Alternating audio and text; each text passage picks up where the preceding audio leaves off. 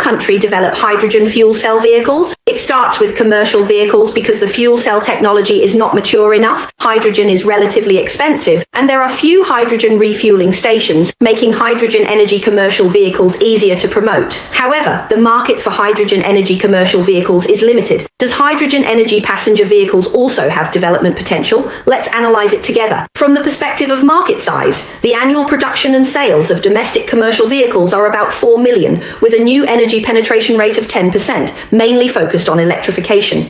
The optimistic market scale for commercial vehicles is only about 40,000 to 50,000 units per year, while for passenger vehicles, the market size is large and the new energy penetration rate is high. Even with a 1% penetration rate, there would be nearly 100,000 units. In the future, after infrastructure is developed, hydrogen energy passenger vehicles will also be a significant application scenario, especially in the cold northern regions, where hydrogen fuel cells can cold start at temperatures between -30 to 40 degrees. Their range is less affected by temperature. In these areas, they are lighter than electric vehicles. They have more advantages. Currently, the promotion of hydrogen energy passenger vehicles is still hindered mainly because the cars are too expensive and there are too few refueling stations. In previous videos, we analyzed that the operating costs of hydrogen energy passenger vehicles are actually very competitive, but the difficulty lies in the high price of the entire vehicle. In China, a hydrogen energy sedan costs between 700,000 to 800,000 RMB. Currently, Toyota's Mirai fuel cell vehicle, after subsidies in Japan, is priced between 300,000 to 400,000 RMB.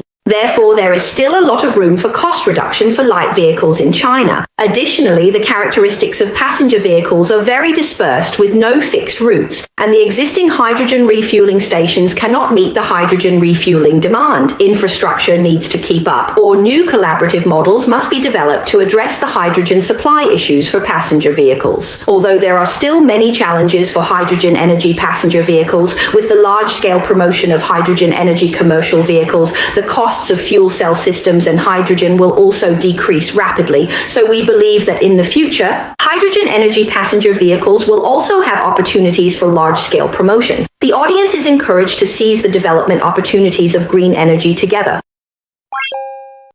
Goodbye.